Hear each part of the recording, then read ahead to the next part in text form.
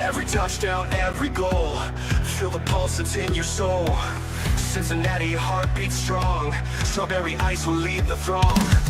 Feel the crowd, it's electric now, shouting loud, they all know how. CTV got what we crave, sports with ice, it's waves and waves.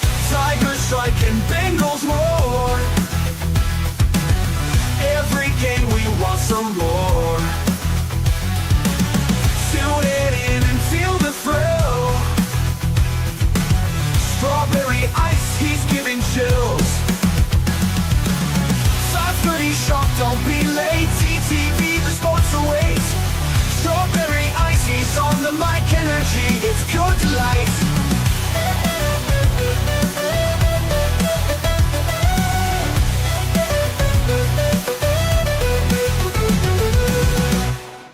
Hey guys, what's going on? Welcome to the show.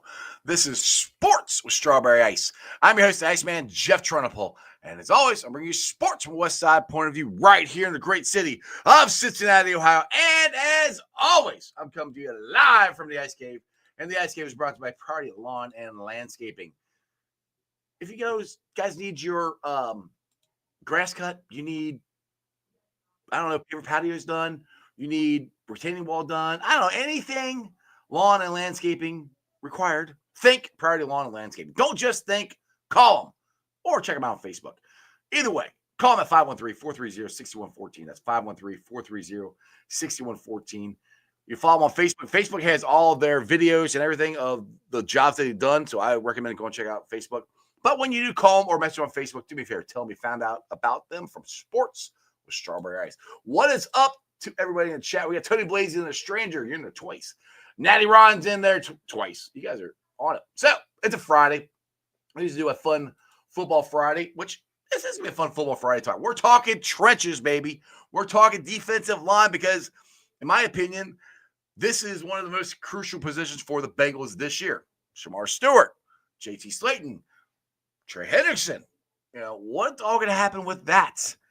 But to get this thing kicked off, let's get to the man from Cincy Jungle, the myth, one of the OGs, the legend, the Godfather, Anthony Cosenza. What's up, AC? Hey, I gotta get you to Coach John to intro me the same way, man. Every time I come on here, I'm like, yeah. Like, yeah, that's me. Yeah. John's Yeah. just like, yeah, here's AC. Yeah, here he is. John's an even keeled guy though. So I'm a little more hyper than John is. That's all right. How you doing, bud? Good to see you again. Yeah, you enjoying the weather out there in California? Sorta. I was telling John, I don't know if you guys, we get June gloom out here a little bit. So it's if you're close to the ocean, anywhere close, it gets like overcast and cloudy, and then it burns off late in the day, and then so we're finally getting exciting stuff. Stuff. We're finally getting summer here. It's just getting hot as hell here. Yeah. We got two more guys to get on the show. Let me get to them. Divine Thoughts is awesome on Spaces. He's been on the show a couple of different times. He knows a ton of stuff about defensive line, and he's pretty opinionated. So let's get to the man, Divine Thoughts. What's up, Divine? Hey, what's going on? How y'all doing? Who day? Who day, brother? Who day? I'm ready to talk some trenches here. How about you? You fired up about this? Absolutely. That's my passion. All right, so let's get to this. So I never knew this guy before. He goes by Casual NFL Fan. He's got his own YouTube show. Divine Thoughts is the one that hooked me up with him. He knows, put it this way. He just told me off the air he did a 2.5 hour video on Shamar Stewart, which is I'm going to go watch it. I'm going to have to go get a case of beer and some popcorn and sit down and, relax so I can pay attention to this. But I recommend you guys go get on his YouTube channel right now just to watch that. But no, not right now. Wait till after the show, then do it. But let's get to Junior. What's going on, Junior? Yo, nice to be here. Yes, sir. Yes, sir. Appreciate it. So, explain to everybody a little bit about your background and how you had the time to do a 2.5 hour video of Shamar Stewart, why you did it. Because that is the most interesting thing you've told me since before we started this. So go ahead. Okay, so I'm a assistant D-line coach out in California. I'm just a huge fan of the D-line position, and even kind of like studied it to try to just expand my knowledge on it. And so with Shamar, the combo around him in the draft process, I wasn't a fan of. Like people would be like, "Oh, he didn't have good stats," or "He's a raw player." But when you watch him, you could kind of see like the real issues with them, Right. and see his like strengths and all that. And so I thought, let me just set the record straight of this is who he is as a player. Here's his strengths. Here's his weaknesses. Like don't look at the stats. Won't tell you anything really about him. And I got all of his, or as much clips as I could get from all of his games to talk about, and it ended up being just 2.5 hours.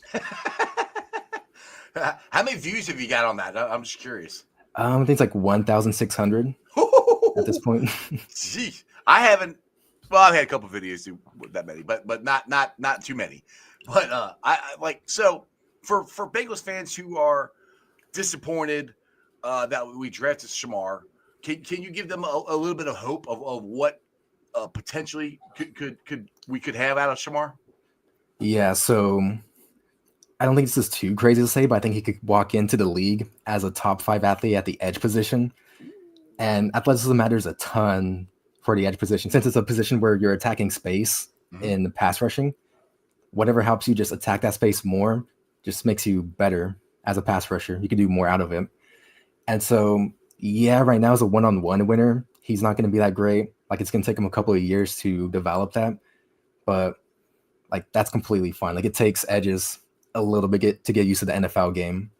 But right now he is a really good run defender. He can just destroy blocks. So he could do that right off the bat. And for the other side of pass rushes, so in pass rushes, usually one guy gets a one-on-one or he's a main guy that's told to win, and the other guys have to contain, push the pocket, run a stunt, do something like that. He could do that at a high level right now. Like he's going to help contain Lamar in the pocket, Patrick Mahomes in the pocket. If you have him run a stunt, like he's legit as a looper for his size. He's like played at like 280 and he loops like Michael Parsons. Like that's crazy. That is crazy. Just tell him just to run into guys and he'll just free up other dudes on blitzes or on stunts as well.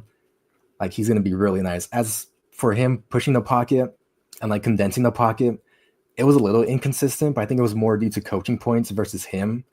So I wouldn't be too worried about that. But right now you're getting a really good role player, nice run defender who could develop into a high-end pass rusher.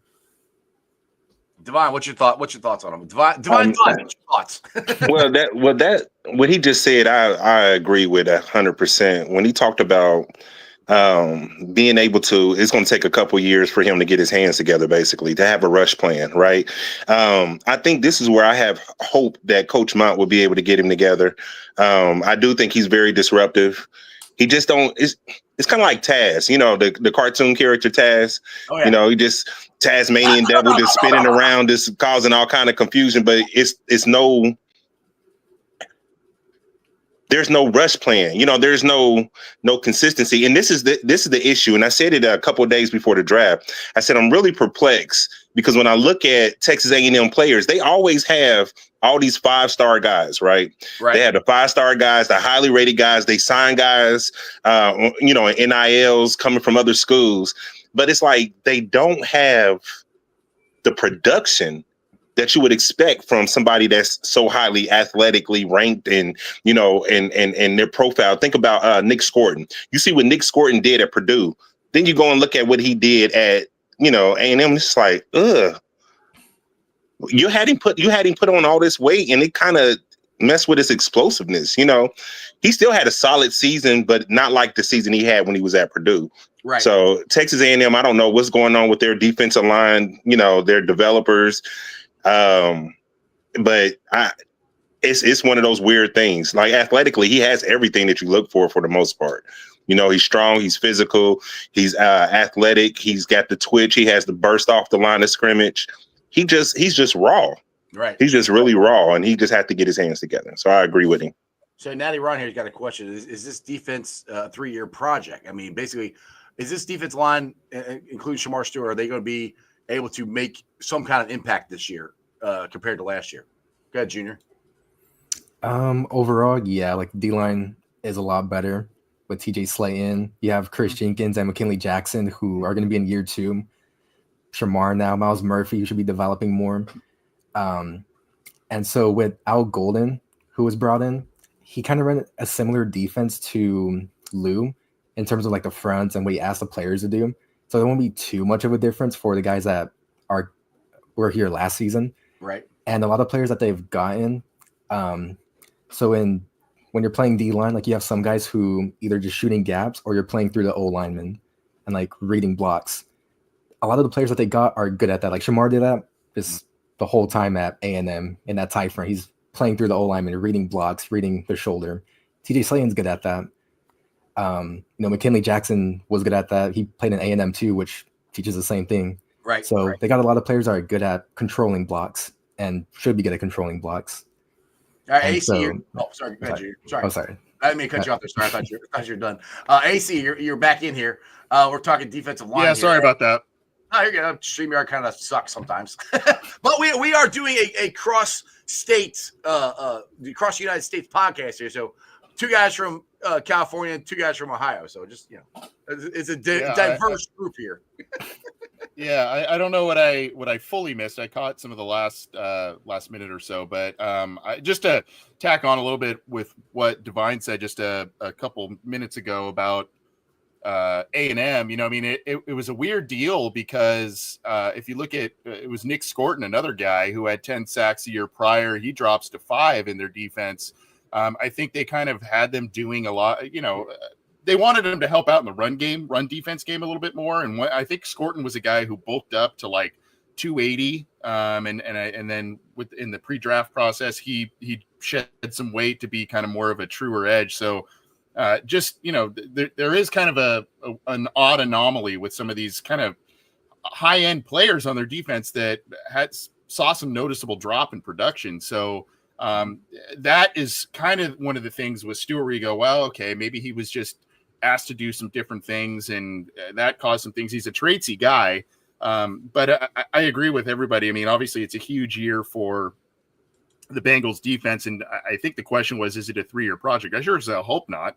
I mean, the way this defense has been playing the last couple of years, they can't afford to wait 3 years for a turnaround. So I will say we had earlier today on our show, we had James Rapine of SI and Locked On Bengals. And we kind of talked about Al Golden, and he did say a couple of things that were pretty poignant, at least from him being there at OTAs. And that was number one, it was very, very, the beginning practices were very much focused on very fundamental foundational stuff that has been seemingly lost in the weeds the past couple of years. So it was kind of back to basics stuff with Golden and his players. And then also he did note too that, every bit of Golden, how he approaches himself, how he carries himself, he looks, he said the words, he looks every bit of a part of a head coach in the way he prepares and does things. So I hope, with all of that being said, I hope that it's not a 3-year project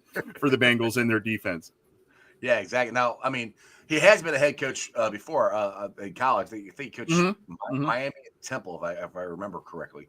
So he does have head coaching experience. He's in college, but my point for being happy we got him is we need to develop this defense, including the defensive line. We got two first-round picks on this defensive line now, and Shamar Stewart and Miles Murphy. You got Joseph Osai, who was a late-round pick, but he's showing flashes. We need to get the full Monty out of these guys. We need to get every bit of them, and that brings us to Miles Murphy on how big of a year I think this is for him. Junior, I'll go to you first. What's your thoughts on Miles Murphy? I personally think that he got stunted because he didn't get the right amount of playing time. Because, in my opinion, and I'm no expert, but there's one way to get better at football is to play football. If you don't get a chance to play, it's kind of hard to show what you can do and what you can't do. So, what's your thoughts on Miles Murphy, Jr.? Yeah, so for the whole defense, of course, on pass rushes, it's going to be Trey. You win, you tee off. Everyone else contain, push the pocket, do role player stuff. So for Miles Murphy, it kind of sucks because all he was asked to do was just push the pocket and contain. And now he's good at it because he's long, he's strong. he could just push the O lineman to the QB and keep the QB in the pocket. But since he's not asked to win, it's hard to just win. And the few times he is asked to win, he's more of a power rusher. So he does more power rushing things like getting a stab club or just bull rushing dudes or using like a hump move inside, like the Reggie White special. It looks nice. Like he can win when he's asked to. It's just he wasn't. So maybe next season with Trey getting a bit older, you just tell Miles Murphy like, hey, like maybe give you a couple more opportunities to win and see what you do with it. Take snaps away from Trey would help Trey. Good, Divine. Hey, he's cooking. Look, I had made a thread on X, right? And I was like, because I was getting into an argument with somebody that was talking about that, Miles is a bust and this, that, and the other. And I was like, no, he's not. I said, if you know what you're looking for, you look at it's the small details, the things that you need to look for. I was called a Miles Murphy hater when we drafted him because I wanted a pass rushing 3-tech, and I knew that it was going to take him time to be able to develop. You know what I mean? Because he has all the athletic ability. He just didn't have, like, coming out of Clemson, all you really saw from him on a consistent basis was the long arm. That's it. But then when you go and look at him, like, man, this dude, I don't know if y'all remember against Cleveland, he did a long arm move against DeJuan Jones. DeJuan, 6'8" apartment complex, DeJuan Jones, super long arms, he did a long arm and knocked him all the way back to the quarterback. Yep. Like and just like the brother just said, he's added a rip move, a cross chop. He's added, he did a Reggie White hump move and it was successful. You know what I mean? I'm like, look, he has one of the quickest bursts off the line of scrimmage. If he played enough snaps, it would have been, I think they said top 10 the last 7 or 8 weeks of the season. Like, bro, he's second on the team and burst off the line. He just said about the strength, right? He's strong. He has the length. Against the Ravens, his rookie year and last year, Lamar couldn't get the corner on him. Last year, Lamar got him where he couldn't get the corner, but Lamar did a fake turn, a fake spin move and got him on the outside. But that's it. He can't out what we saw with Sam Hubbard. He was able to stiff arm Sam Hubbard. He's able to get the corner on Sam Hubbard. He's not able to do that with Miles Murphy because he has the athleticism. He has the speed. So I think Miles Murphy is going to take a couple steps this year, man, because I've seen too many things that I had an issue with him coming out in Clemson. I've seen him add to his game. Yeah, he needs to take it. Well, we need him to take a step, and he needs himself to take a step so he gets another contract. AC, what's your thoughts on Miles Murphy? Well, I think the biggest fan of Al Golden is his brother, Max Murphy, if I'm not mistaken. Yeah, I mean, according to some of the things on Twitter, Max is if you guys are not following Max is awesome. Good follow. He kind of made some veiled things like, hey, I mean, you saw what Miles did the last part of the season, what the rest of the defense did, and now we got to take the next step here. But it's a huge year, huge off season for the guys on the defensive line in years 2 through 5 or 2 through 4, right? I mean, you're talking about Chris Jenkins, you're talking about McKinley Jackson, you're talking about Miles Murphy, you're talking about all these guys. You've invested high picks in many of these guys, and they need to start showing things. And it's now up to Golden to find the right formula and the right packages to utilize Joseph Osai where and when, to utilize Miles Murphy and grow upon the strengths that he improved upon late last year. So the Bengals need to find a formula for all of these guys. They are talented. They haven't shown the potential because of injuries, because of lack of play time, all of those things. But we have seen positive things. Osai is another guy who started to flash at the end of last year too. So they need to start capitalizing. Yeah, I mean, they need to start capitalizing on the talent of these guys. I mean, I loved Sam Hubbard, but now there's an opportunity now that he's gone for some of these guys to get some more playing time, and they need to capitalize on it. I said earlier today that Miles Murphy is the guy. I'm probably one of the top 3 guys I'm going to be watching the most this spring and summer in workouts and training camp, because I think he is that important to what the Bengals need to start doing up front. Absolutely. And I've said this in general, just in general on this defense. We've got so many first and second round picks on this defense in general that we haven't got the full potential out of. And that's going to be Al Golden's goal this year, is to get as close to the full potential as he can out of these guys. And speaking of Joseph Osai, I love this dude because I always remember the sack he got on the GOAT. He got on Tom Brady. I'm like, ooh, ooh, maybe we got some. Then he got hurt, and then he started coming back, and he had a really. And everyone's talking about the play in the AFC Championship game where he hit Mahomes. Mahomes threw himself up against the bench and made it look worse than it actually was.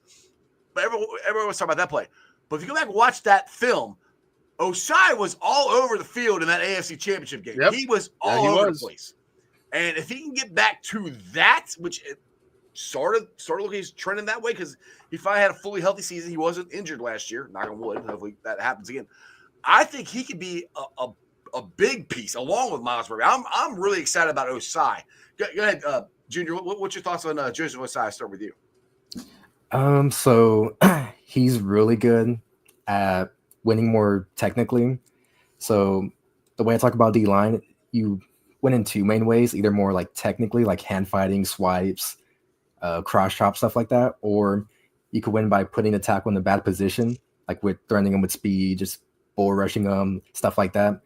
He's not really like he's fast, but he doesn't really beat tackles with speed. I don't know if he put on any weight to get better at run defense and stuff, but he more wins technically, which is why he's better at winning inside. Where when you're playing inside, you get hands in your chest quicker. And if you get hands in your chest quicker, you just got to knock them away. And he's good at that. Good with double swipes, cross chops, all that type of stuff. And so right now, I think he's more better used as an inside rusher when you need to. And just containing on the edge or being used as like a looper on stunts. And when he does win off the edge, it is with just hand fighting. But since he's fast, like he could just catch up to the QB and just get the QB hit after winning. He's got that twitch that we were all talking about off air. Go ahead, Dwight. Well, I think the thing with Joseph Osai, he does have the athleticism. I think the more snaps that he got towards the end of last year, I think he had 5 games straight where he had a sack. Yeah. I feel like Joseph Osai is one of those guys that I'm sorry, that's my ring. I think Joseph Osai is one of those guys that I think he's going to have a solid season because I know this is I'm sure he don't want another 1-year contract. Yeah. So I feel like he's going to have a decent season to, get him a bag this offseason. I think I agree with what the casual fan said where he's talking about, inside when he pass rush at 3-tech because his athleticism gives guards problems. And I think he can actually rush on the edge as well. He showed that last year.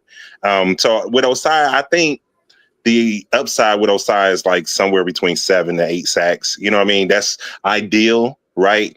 But do I think he'll get that this year? I don't think so. I think we have too many guys on the defensive line that need snaps. So, but I do think he's somebody that could, like on third down, they could put him or Shamar Stewart at the 3-tech position to pass rush from the interior and have somebody like Miles and Trey or, on the edges. Don't forget Cedric Johnson, too. That's another guy that showed off, too, down the stretch as well. I'm on the list. I'm sorry. You're good. You're good. Go ahead, AC Osai. What's your thoughts on him? That was one of my favorite picks when they made it and where they got him a handful of years ago, but it just hasn't materialized. I hate to use the word. He's been kind of a tease to this point, right? Yeah. And so it's like, man, you see the flashes. His very first preseason before he got hurt, I think it was the Miami game where he got hurt. And before he got hurt, he had a sack, a pass deflection, and like a forced fumble or something. It was just like a maniac. Yeah. And granted, that's preseason, and that kind of goes out the window a little bit. But I mean, the potential's been there. There's a lot of different defensive linemen on this team or edge defenders on this team that bring you different things. Mm-hmm. I think again is a pass situation rush specialist. And then the other guy that we haven't talked about, and I don't know if you're going to talk about him, but where does he fit in? Is he more of a kick him inside on passing downs guy as Cam Sample, right? That's a guy that Golden had, he kind of talked about, I think during the draft, talking about how he is still in the plans and they've got ideas for him. So again, you've got kind of these utility guys. You got the star, hopefully whenever he comes back, Trey Hendrickson on the other side. You need to utilize these other utility guys in certain packages on certain downs against, specific teams in ways that can maximize what they do. So I think Osai is kind of, you got kind of the the bigger guy in Miles Murphy. You got kind of the same in Sample, who's kind of a little shorter and stockier, that sort of thing. Size kind of different from all of the other players. So, I think pass rush situations or passing downs, I think that's where he's going to shine. He showed that at the end of the year, and it's just about him being healthy and just taking that next step. And hopefully, we start to see what he can do. But as everybody said, the speed is there, especially when he's closing in on somebody. You see it. So again, I think that makes him a little bit different than some of the tweener guys or guys that you can move around a little bit more that we've mentioned. You guys got anything else to follow up on that? But he can also do it, though. We got to remember he played linebacker at Texas, right? He played linebacker his last year. He was able to. They moved him over to the edge position, so he's got the versatility to do that. Junior, got anything else to follow up on that before I move on to Cam Sample? No.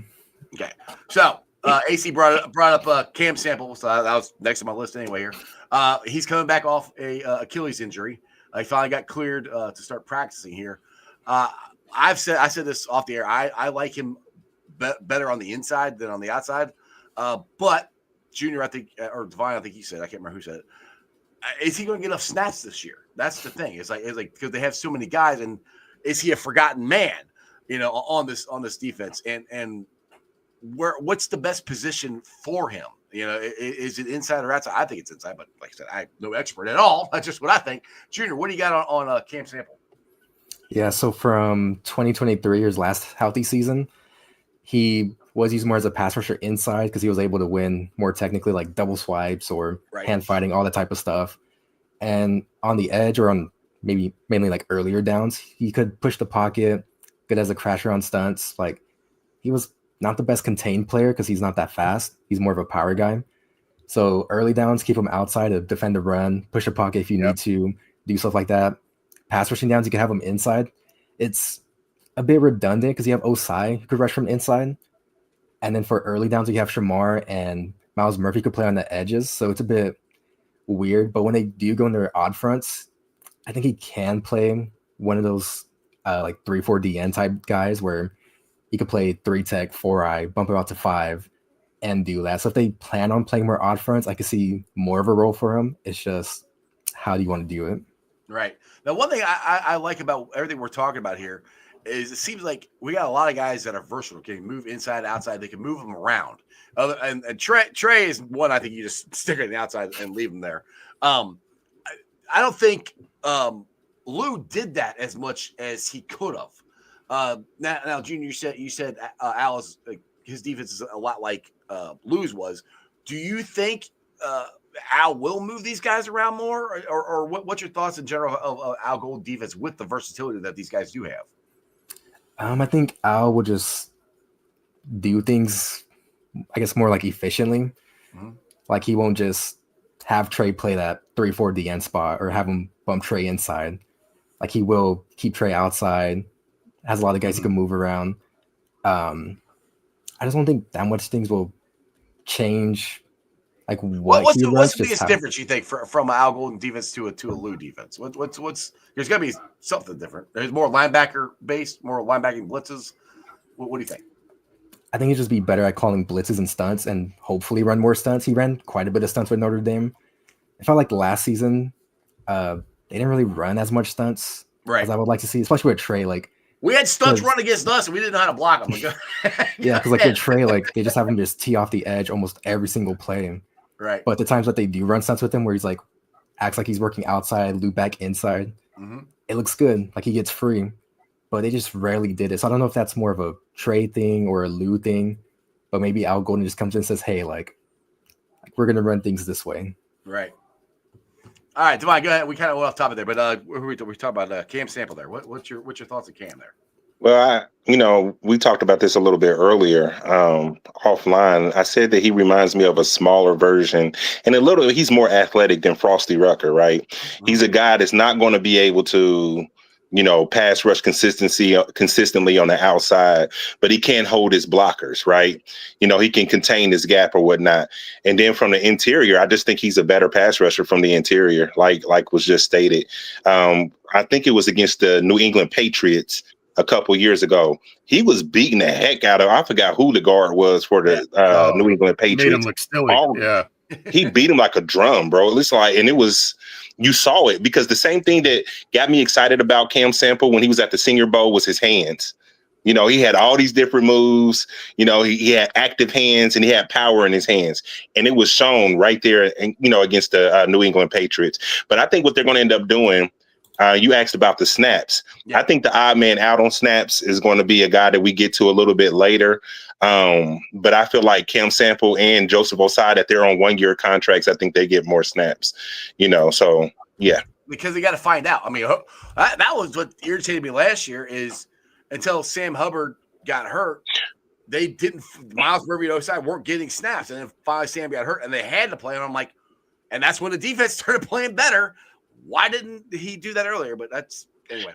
Also, you got to remember as well, there was rumblings before he got hurt last year that he was possibly going to have a breakout year. He was having a good camp. You see what I'm saying? So I think the thing with Cam Sample, I know that he has physical limitations, but he's just one of those guys that every team in the NFL wants. He just goes in and he does his job. Yeah. He's just consistent at that. You know what I mean? So, yeah. Godfather, what do you got on Cam Sample? Yeah, I mean, I think Frosty Rucker's a really interesting comp. I was also thinking like Robert Gathers a little bit. They're all 6'3", yep. You know, kind of high-ish 280s type of thing. The bottom line is the Bengals need to generate, of course, pressure from the outside, but they need to be able to collapse the pocket, especially when you're playing Lamar Jackson twice. You're playing Patrick Mahomes, not on the schedule this year, but let's just say, you know, postseason, that sort of thing. We'll play them.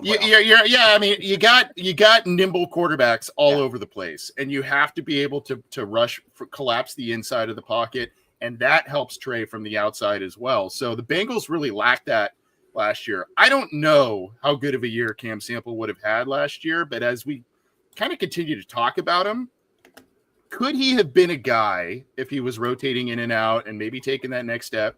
Could he have been a guy to limit the Ravens just enough to be able to get one of those wins and get the Bengals into the playoffs? Could he have had some sort of impact like that just to limit, you know, instead of freaking whatever, 41 points or whatever that they gave up?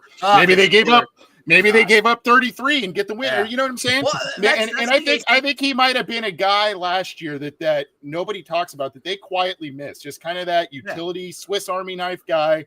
Helps you out in the interior, helps you out in the run game here and there.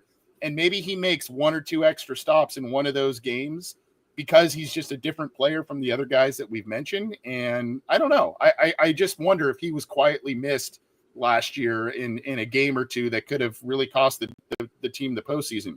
Oh, I think instead of having Zach Carter and Jay Tufele out there, you could have had him in there. Yeah, exactly. I mean, that's a great point, AC. And I think he, like I said, he's been a kind of a forgotten guy because he was injured all last year. But yeah, he definitely would have helped because our interior of our defense line was not very good last year.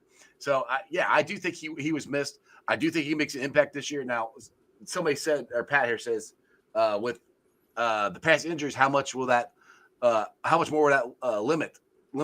have limits on him? I don't know. It depends on how he comes back. He's been cleared, right? He's been cleared to practice. He's cleared. Right. Yep. He's cleared now, so he's full go. So hopefully he's back to 100% of what he was before the injury. I haven't been able to make it down to practice to see anything yet. So you got to get over that mental barrier. Yeah. The doctors can clear you, but you got to be, you got to be sure that you're able to do what you were able to do before. So it's a mental thing. Exactly. Now I want to jump into keep on the interior line here. For me, one of the undervalued offseason moves the Bengals have done this year, and I don't think it's getting enough hype, is TJ Slayton. And I'm going to give credit to Paul Daniel Jr. I wish I had the stats in front of me, but go look up the stats for the Green Bay Packers run defense when TJ Slayton was on the field and when he wasn't. And with him right there alone, he makes the Bengals run defense 10 times better than it was last year. Just him. And I also think he's not a pass rusher, but to me, on pass rushing downs, he's going to stay there in front of that quarterback and hold 2 guys up. And we won't have. I just remember the Chargers game last year, watching Sherbert just run right up the middle because all guys kept running up to go to the pass rush. He just kept running right up the middle. And I'm like, somebody's got to stay at home. TJ Slayton's that guy, and plus he takes 2 double teams. Or not 2 double teams. He takes a double team on. Junior, what's your thoughts on TJ Slayton and the impact he's going to have on this defensive line for the Bengals? Especially it's a run game. He's not going to have a whole lot on the passing game. He's a run defender. But what's your thoughts on TJ Slayton? Yeah, so I think he was like the biggest acquisition this offseason. He's going to help the team out so much, just getting to and nobody's pass talking rush about situations. it. Nobody's talking about it, Junior. Anyway, go ahead. Sorry. I know people don't love nose tackles. Right. But DJ Reader was my favorite defensive I player. do. I love nose tackles. Yeah. DJ Nose Reader's my tackles favorite player. matter. Yeah. Nose That's tackles right. matter. Those tackles matter, damn it. but yeah, so like he's just such a good run defender. Like if you just block him one-on-one, like just space block, reach blocks, like he could fight through those easily. He could just read the O-lineman's shoulder, just like read blocks out really well, take on doubles and combos. Just always in the right position. And as a pass rusher, like, yeah, he's not going to provide much. He could push the pocket quite a bit. Like he has a few reps of him just driving the center back into the QB. He's also not that bad at stunts. Like he could scoot a bit. So if you just run like more of a run stunt where you just have like tackle stunt or something like that, he could run those pretty well. And he's really good at doing the contain stuff, which I mean, he kind of has to be. Like he's not going to be asked to pass rush, but one thing that's kind of underrated, especially on like early downs, is it's hard to get a pass rush going on early downs because it's going to be like quick game or might be like a 3-step drop. So it's like, oh, ball's getting out now. Right. So what he's good at is eyeing the QB, which is kind of an underrated thing where you watch the QB.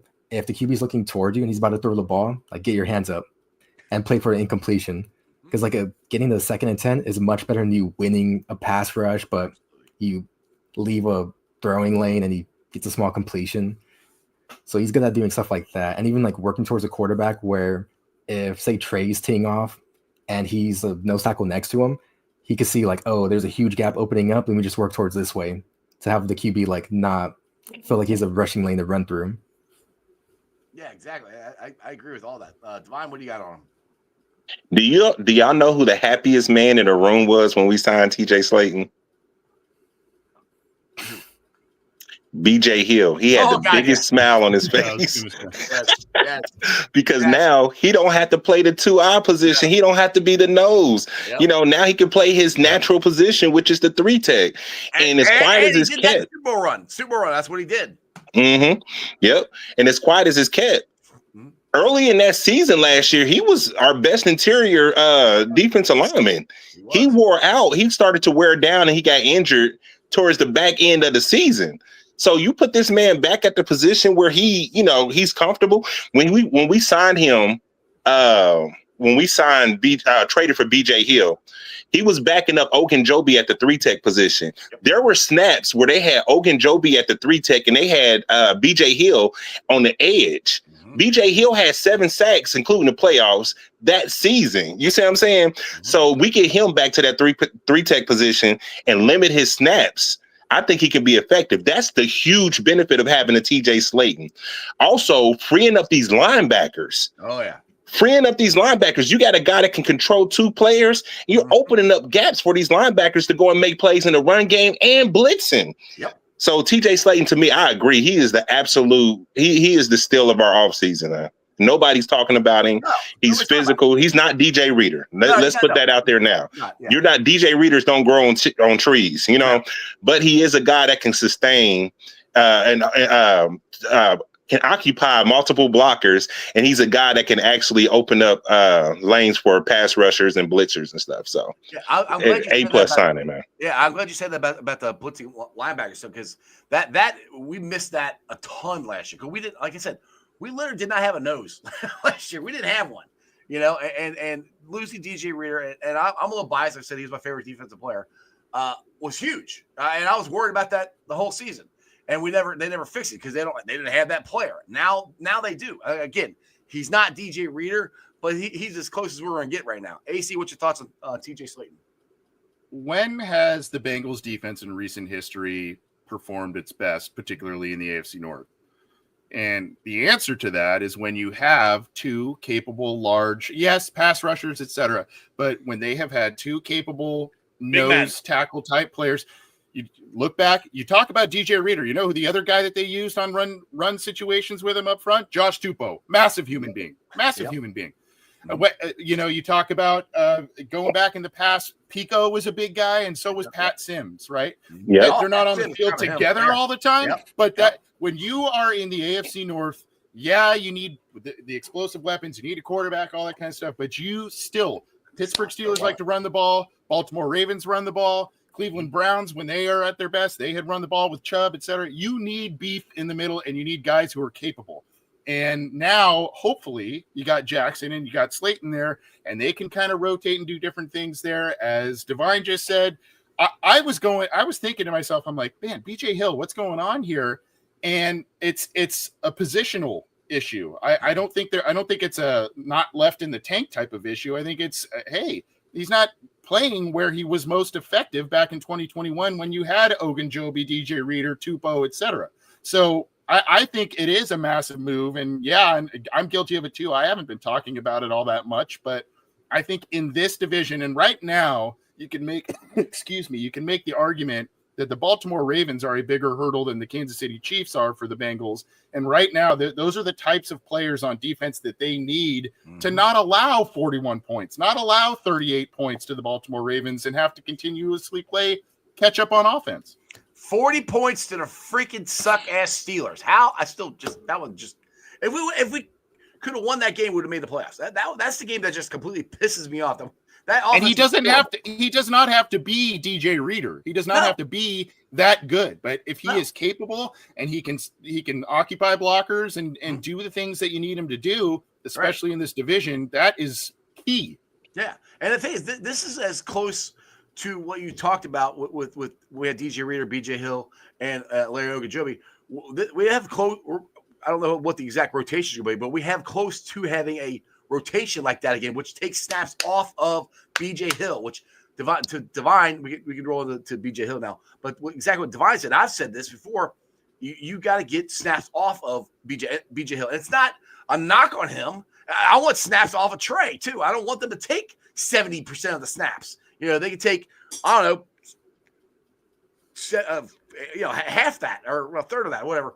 That'd be fine, because that, to me, they're fresher down the stretch, fresher at the end of the season, and that's where we never replaced Larry Ogunjobi, and that has hurt BJ Hill last year. Divine, you're right. BJ started balling out, and I do think the snaps got to him. And like you said, AC, he wasn't playing his position this year. He can. Junior, what's your thoughts on BJ Hill? I hope this isn't too controversial, but I think he's a solid player. Like, he's just like solid run game, pass rushing, stunts, all that. He's just like a guy you could depend on as a starter. And like last season, it was a bit rough because since he didn't have a true nose to like occupy double teams, he would take on more than he should have. And he's fine against double teams, but he's plays a bit small, so he gets moved quite a bit. And it's just tough to go through that the whole season when you don't have a nose tackle that is worth playing. But he's really good at just like using leverage, like push and pulling guys as a pass rusher in the run game. Like, he's really good at that, really good against zone blocks, which is what Derrick Henry's used to and he's good at. So having him in this like division, playing that 3 tech where he doesn't have to worry about double teams as much, he could just play through the guard, not get reached on zone blocks if you're playing against the Ravens and stuff like that. Like, it should help him out more. And having him be able to tee off a bit more too, getting some more third and longs. Exactly. And Divine, you kind of already touched on BJ Hill. You got anything else you want to add to that? Yes, I agree with what he was just saying. He's solid on both the run and the pass. And the one thing that stuck out to me, do y'all remember when we had what's his name? He just signed with the Texans, the guy we had last year. He was with the Texans. Sheldon Rankins. Yeah, I'm trying not to remember him. Yeah. Damn it, Divine. but Sheldon Rankins, the thing that we know that Trey Hendrickson, because he doesn't have elite bend, he loops wide a lot of times in his pass rush, and Sheldon Rankins left a gap there so many times last year because he wasn't disciplined. You're not going to have that with BJ Hill. BJ Hill is a guy that can control his blocker that's in front of him and read and get rid of the, you know what I mean? I think that's another thing that's going to be like hugely underrated with him going back to a 3-tech position. So, AC, both of them bring up excellent points about BJ Hill.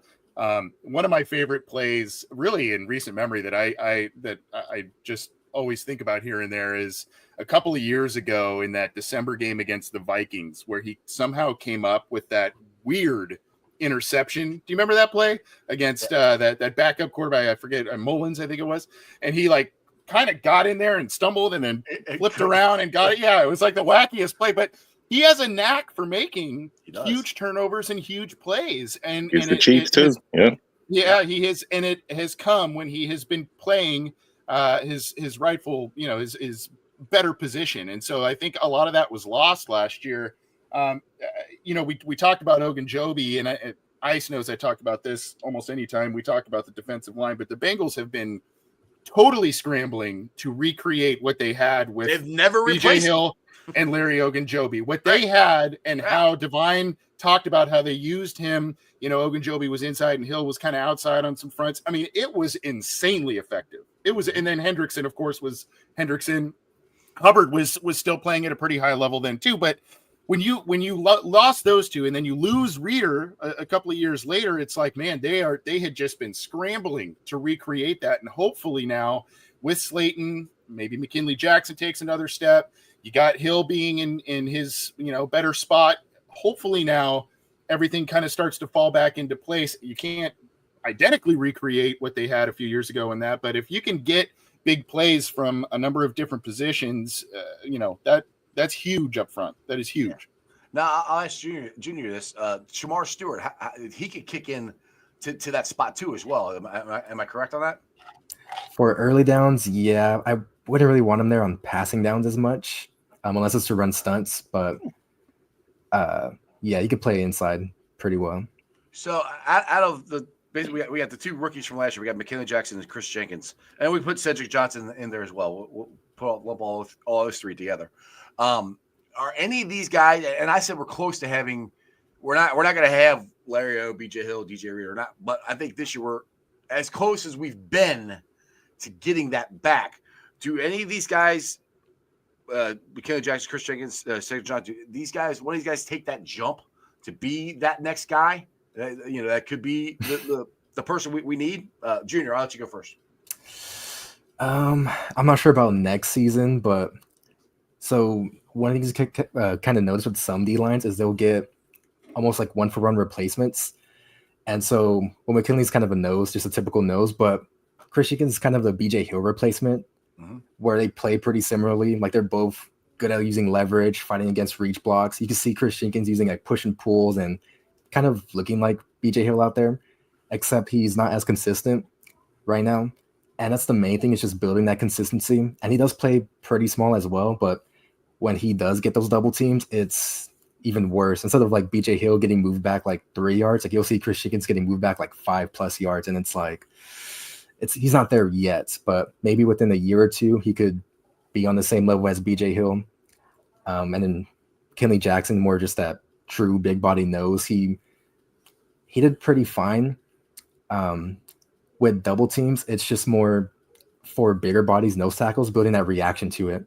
Because you're playing over the center a lot, the blocks just get to you quicker, especially way more quicker than the college game with much better athletes.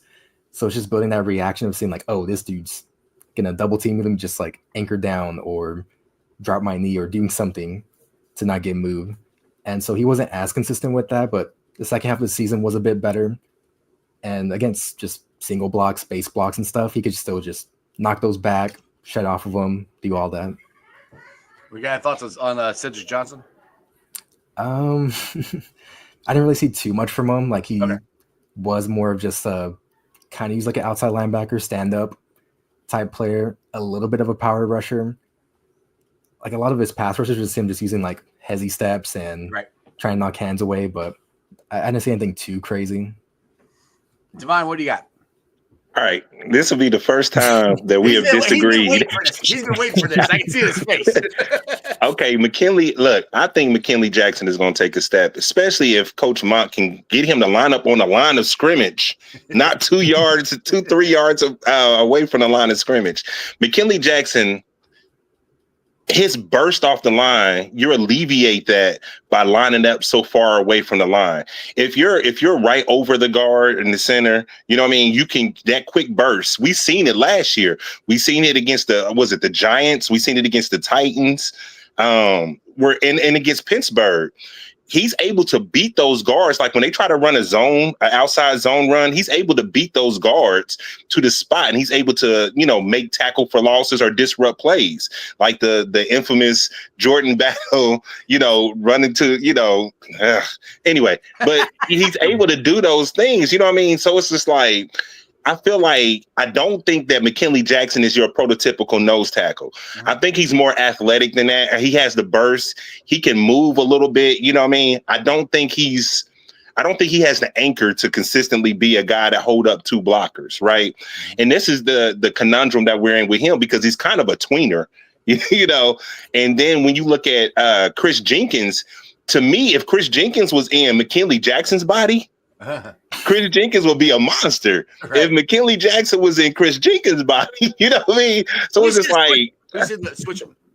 Right. But I think McKinley Jackson is going to have a better year. If we remember, he didn't have any preseason. He had one day in training camp. Yeah, that's a good point. That's the thing that impressed the hell out of me is he had one day. I wasn't a full day. He got hurt, and then no training camp, and he didn't start playing till week 4 or 5? Week 5, yep. And it wasn't plug and play, but he made a difference, and that impressed me a lot. Just that in general. Down the stretch, right? Because he missed the first 4 games of the season. Then they kind of eased him in there, but towards the back end of the season, he was one of our best interior defensive linemen. Yep. And you saw the growth. That's all you can really ask for, especially with rookies. You want to see them grow from week to week. Divine, he got playing time. It kind of helps. Yeah. And as far as Chris Jenkins, I like Chris Jenkins' strength, but the thing about Chris Jenkins is that even at Michigan, he didn't play the 3 tech and a 2-eye like that. You know what I mean? He was really at the 4-eye, because you remember they had Mason Graham and they had God, what's his name? Grant. They had Grant. Those 2 guys was in there, and a lot of times he was in between the guard and the center. I mean, and not center, the guard and the tackle, And I'm like, if we use him the way that they used him in Michigan, like in them short yardage runs and this, that, and the other, you can have him out there. I think that'd do him more justice, because the one thing that I don't want to see is him taking on double teams, because we've seen him taking on double teams is not good. It is not good. We've seen him get pushed 5-10 yards down the field or get knocked on his hind part. So I'm still kind of, because he does have the athleticism. He do have the strength. He does have the twitchiness, but he's never been a pass rusher. You know what I mean? And he's really a guy that you really want to get single blocked, And Cedric Johnson, I understand what you're saying about Cedric Johnson. Cedric Johnson is young and he has a high upside. His motor, I think that's the thing that I love most, is his motor and his athleticism. When he played against, was it the Broncos? He had a sack in that game. That miraculous catch that Mims had at the end of the game, Cedric Johnson was right there in the quarterback's face. Yes, right there. And he was also in on a play where who intercepted that ball? It was an interception. He was there. He showed flashes. Even during the preseason, he showed flashes. But you remember, we claimed KJ Henry. And then it's like we magically forgot all the wonderful things that Cedric Johnson did during the preseason. And we made him inactive, and we let KJ Henry get those snaps. And it wasn't until the end of the season where he started getting snaps. But I like his upside, and I think that's the reason why I feel like he's going to stay on the roster, because you got Osai and you got Sample, and they on 1-year deals. This is a guy that he's on his 2nd year as a 6th-round draft pick, cheap, high upside. So I like him. AC, what do you got? We're talking Cedric Johnson. Yeah, I'm going to just go a little bit of a different route, because I like all 3 of the guys. I'll just say who I think will take the biggest step forward would probably be McKinley Jackson. And who needs to take the biggest step forward is Chris Jenkins, to show, that's a second round pick. You gotta start showing some things. I like Cedric Johnson. I just worry that he will get lost in the shuffle. I know he's a cheap, the contract that Divine just mentioned, but sometimes, unfortunately, draft status and other veteran status does kind of play a little bit of politics in roster decisions. I am intrigued at what he can do, though. So I think he's a guy that needs to be one of those preseason game darlings again. He needs to have some big preseason games just to, make sure the coaches don't forget about him, because they were pretty quick and pretty dead set on bringing back Osai and Sample. So yeah, they're on 1-year deals, and said could be a nice guy for the future, but there's only so many spaces. So I think he just needs to have a really solid preseason just to make sure that everybody remembers him in the mix too. So I guess I'm going to say I think McKinley Jackson takes the biggest step, or is most likely to take a step forward. I think Chris Jenkins is the guy who most desperately needs to take a step forward. And said, I think, just needs to have a really good preseason. It's unfortunate for him. I think he's a good player, but it's just a crowded position group with a lot of guys who have been in the building longer than him as well. Yeah, it's a numbers game for him. All right, guys, we've been on for 56 minutes. Is there anybody on the defensive line, Junior? I'll go with you that I haven't mentioned that we're sleeping on. Not that I could think of. I gotta look at the backups again, or the bottom of the depth chart guys. Hey, Dwight, AC, anybody that you got that I haven't brought up here? Only guys you haven't brought up was the rookie free, the UDFA guys. Yeah, Cross. Yep, Cross. Okay. There you go. Cross is an interesting guy. Good, AC. What's your thoughts on him? No, he's, what is he at the next level? Is he big enough to play? That sort of thing. But was on Golden's defense, and he's a guy he knows. And some people thought he might have been a guy who was going to be drafted on late in day 3, that sort of thing. But I think that's a guy to watch. And if he has an interesting training camp and preseason, maybe he is one of those UDFAs that sneaks his way on. I still think he's probably a practice squad guy, but that's a guy that I think some people are intrigued by because of his performance in college and that sort of thing. But what is he at the next level type of thing? Right. I think Gregory too. I think Gregory would be another guy that end up being on the practice squad. He's an older guy, 6'3", 320, but he has a motor and he's physical, and that's really what you need, those big guys in there to be able to occupy blockers. So I can see him making a practice squad. Junior, you got thoughts on those guys? Yeah, with the way the team's constructed, it'll be a bit weird because you might have to carry like 6 edges and then 4 DTs based off of their positions. Mm-hmm. Mm-hmm. So I don't know if you do keep one of Gregory across. I would prefer Gregory just because he's closer to or better as a run defender than Cross. I wasn't a huge fan of Cross. He did some of Golden's stuff.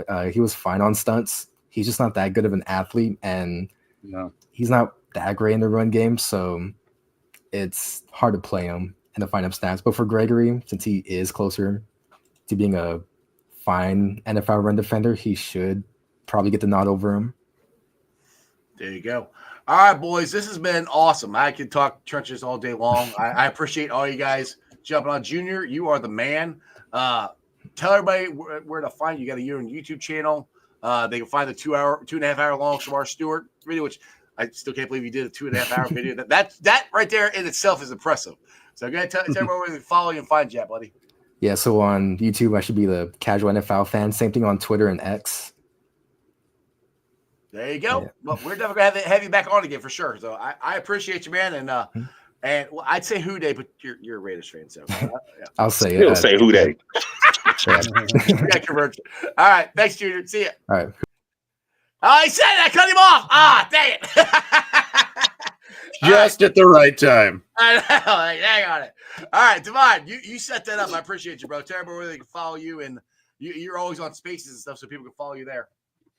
Divine Thoughts, but it's spelled with an E because somebody again took the I. So it's Divine Thoughts, on X. So just look me up. We always in those spaces, and I enjoy talking about defensive line. And I appreciate you having me on again, Anthony.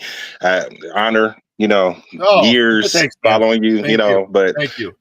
yep. So I'm blushing. Thank you. Nice meeting you. Nice meeting you. Godfather blush. yeah. All right, Likewise. But who they found? Hey, I appreciate you again, Iceman. And y'all take it easy. You too, man. All Take right. it easy, brother. Who they? Who they? The Godfather, Anthony Cosenza. I just like saying that. It flows. Anyway, tell everybody where they can follow you at. You guys got Cincy Jungle, and you, John, got your Orange and Black Insider podcast. Yep, we do. On YouTube at Bengals OBI, on X at Bengals OBI. I am at CJ Anthony CUI. A lot of I's in that. Our show is YouTube. It's on all your favorite podcast streamers.